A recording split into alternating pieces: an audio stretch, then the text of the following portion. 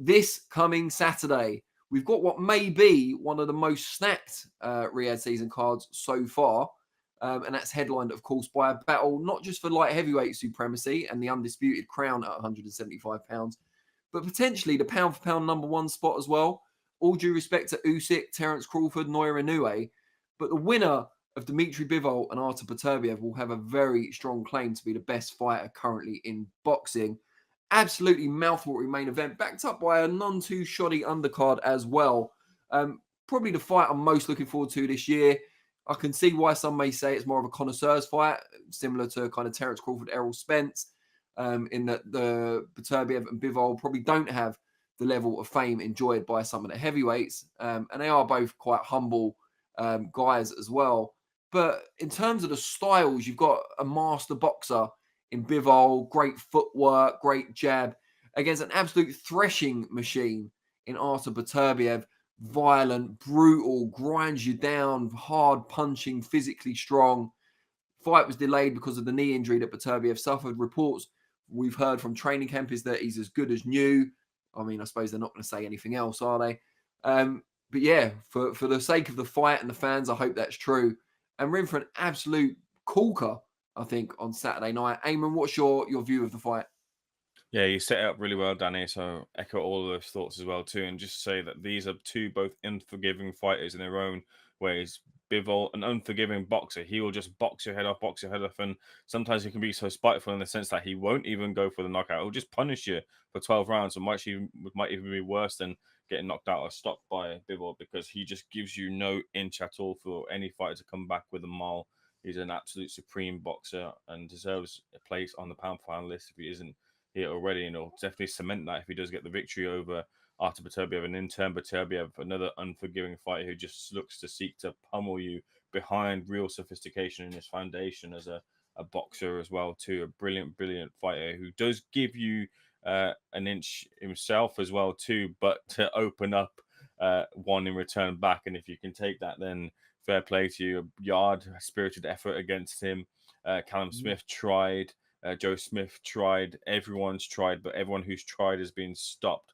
I was just wondering, I was speaking about this as well last night in the Boxing Asylum, how many fighters have really kind of, instead of trying to go toe-to-toe off of the back of some of the early successes that some fighters had in their career against Beterbiev. I think he's been dropped twice, one very early in his career and the second time against Callum Johnson. And I think people have kind of seen, oh, maybe this is a glass cannon. He's made of more sterner stuff than glass here is Beterbiev, but they've kind of thought maybe I might try and do that and find my own way to send him crashing to the canvas. But I think Brown and Gvozdzik really tried to box with him, and both did quite well, especially Brown, who was able to kind of open up a heinous cut on Beterbiev. But again, both kind of suffered a defeat to Beterbiev. But this is a different type of boxer. This is a guy who still does the in and out style, uses range and reach really well. This is about as good as you can get when it comes to boxing, and I'm intrigued about how this is going to match up this weekend. I am a little bit worried, though. There's a big red flag for me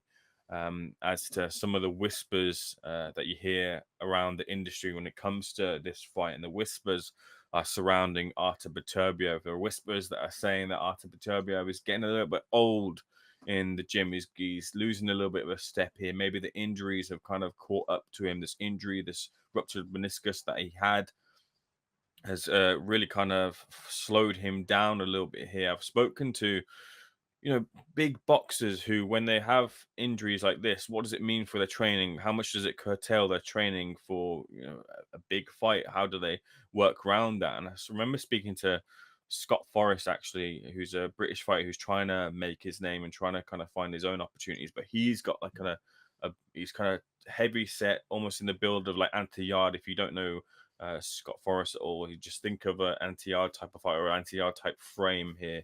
And I was just thinking, like, have you ever had an injury sort of like that? And he said, like, I've had something similar. And so I said to him, like, what do you do with your training? Like, how do you kind of work around it? He goes, you should be able to train well and not lose kind of any like muscle mass or any kind of atrophy from, your leg, which is damaged. If you train properly, obviously you have to take care of the leg, but you should be able to kind of work around that, and it shouldn't hamper too much of what you do best. So that's kind of like a bit of a assurance from a Beterbiev perspective, but I'm not too sure. I kind of feel like here and I'm hoping we don't get kind of two fighters who are at their prime and two fighters who have showed no real kind of slowdown, or that we don't get one that doesn't quite live up to the billing here. I'm a little bit worried about that. All that being all said, though, if that's not the case, and this is two fighters of the fighters that we've seen before, I'll be back on Beterbiev to get the victory here. I think he was grinding down and slowly get to him, and those shots that Beterbiev, he's just relentless from all angles, relentless. And I think it's going to force Bivol into his shell and eventually force a stoppage. But just with the couple of things that I've heard, like, it makes me kind of want to shift my perspective over to Bivol. But I'm going to back Beterbiev for now, but it's not a confident pick. And remember, people, Eamon picked Dubois to beat Joshua, one of only 9 from 50 predictions to do so. So you may want to listen to him. And someone else who wants to listen to Eamon now is Toby Bartlett, who says, "Didn't think Eamon was here. Sorry, Eamon. Salute, Eamon." So there you go. You've got your salute eventually. Belated salute. Thunder Road says, "Wow, I thought you were a Colt supporter when I used to read your Twitter account, but I haven't in a while." Yeah, my Twitter account took a brutal beatdown around 2 years ago and faded into semi-retirement. I'm also a Dolphins fan due to Dan Marino. Yeah, fins up. Talk to YouTube says, "Hit him up. Ain't for this show, mate. Keep that out because it's not about boxing." I'm not sure if he's talking to us or not. Ramoni Mode XD says, "Let's go Arthur," with a picture of a silver fox. Mr. Beautiful Blue says, "It's pretty simple. The winner of the last fight has to be favourite." Let's talk about Usyk Fury there. Exactamundo says, "I love it if Fury came out and did to Usyk what he did to Wilder in their second one. It would set up an even bigger trilogy." Talk to YouTube says, "I think Arthur has got this." DB Cooper 1 says, "Can't wait for this card. Looks great bottom to top. You lads going to cover this one, or are we still on the naughty step?" I like the way you use the royal we there, DB Cooper 1. And I should hope we're not on the naughty step, given that Radio Raheem and Frank Trevitt are currently flying over to Riyadh to cover the show. So they're going to get a bit of a horrible welcome if we find out we're not covering it. But no, we will be there, and we'll be covering all of Fight Week and Fight Night. Ramoni Mode XD says, "Saw an Instagram video from Arthur of his knee surgery, scar from it. Looks healed, so I hope he's fine." Mr. Beautiful Blue says, "Usyk's the best of his generation." So we're just scrolling down. Matt says, "Two amazing fighters. It will be really interesting. Bivol doesn't get hit easily, so will Beterbiev be able to walk through Bivol? Both have an almost Terminator quality about them. Both get angry, but use their anger to help." Interesting take. Ring Gang TV says, "Yo, Danny flexing his knowledge on the masses." I like what you did there, Ring Gang TV. That's probably the first time my surname's ever been used as a pun. DB Cooper 1 says, "Normally I'd back Beterbiev, but I think he's still injured and risking it all for the $10 million payday of a lifetime. Reminds me of Arsenbek Makhmedov versus Kabayel. Crippled, but pounds matter." I think that's a cynical view that we've come to expect from DB Cooper 1, but let's hope for all our sakes that he's wrong on this one. Buster B, talking about Fury, says, "We forgot he's got his reputation by beating a lanky, scrawny guy who has no boxing skills and fights on stilts." That's no way to talk about Vladimir Klitschko, Buster B. Deontay Wilder is hardly a yardstick to measure how good a fighter is.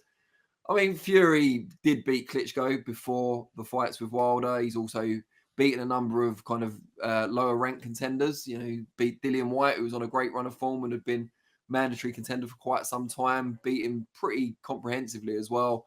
And a number of other good wins on Fury's record. Yes, he may not have as good a resume as Anthony Joshua, as has often been discussed in the past, but he has performed in the biggest fights and on away turf as well. The Reality Filter says, "The ref ain't going to save Fury this time. He's getting folded like a cheap deck chair." Well, there you go. We shall see. But we've moved on from the Fury Usyk rematch chat for now. And we're talking about Beterbiev against Bivol. Like Eamon, I do fancy Beterbiev to come out on top if he's the same fighter that we're used to seeing, if the injury hasn't decimated him in any way.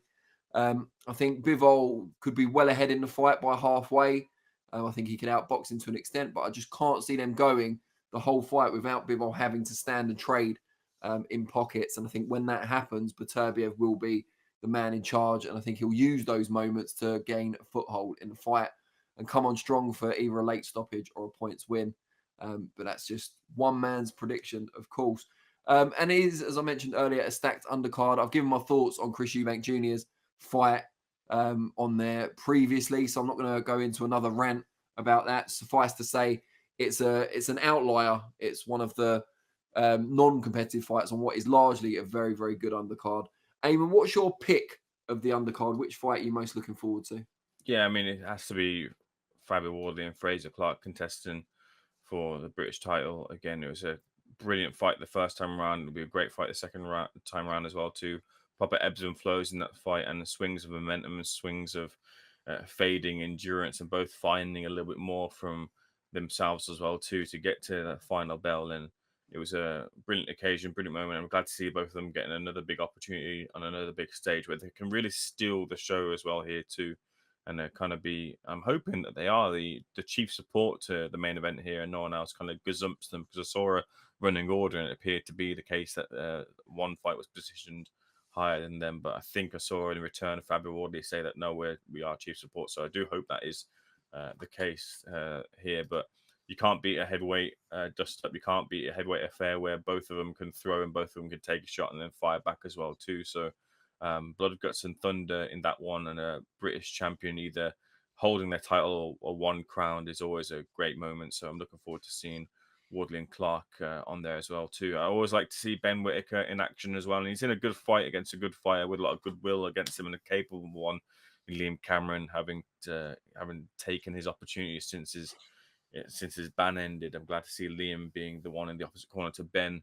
I just wonder how much flamboyance we'll see from Whittaker, because this is a big occasion for Ben. I think we'll see a lot of it, but I think he might temper it a little bit because of the respect he has for Liam, unless Liam kind of changes the script a little bit here and maybe tries to put it on in the fight week, and Ben might actually try and do a little bit more just to get a bit more of a highlight reel out of it and impress some of the Saudis as well, too, so you can get onto further shows over there alongside his quest to dominate the UK scene and the New York American scene. I saw a video of Ben Whittaker over in New York. It was a real fun little two-part episodes that Boxer put out. I urge everyone to check it out to see Ben Whittaker and some of his personality. But yeah, two good fights there as well, too.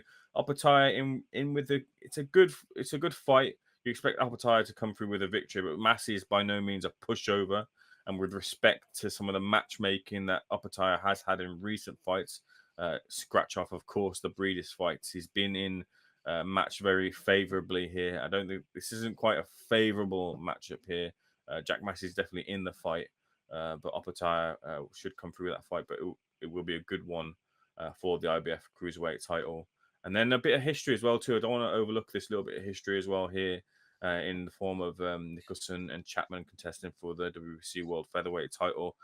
We've had female fights over in the region, but we haven't had a female world title fight in the region as well, too. And much for all the criticism for Saudi Arabia, they've got to be praised and given the credit for when they're pushing as well to some of the women's here and giving the women opportunities as well too, and looking to progress. So that's got to be applauded just as much as some of the criticism has to be dished out here. But it's the credit here that's got to be highlighted, and that will be in the form of the fight.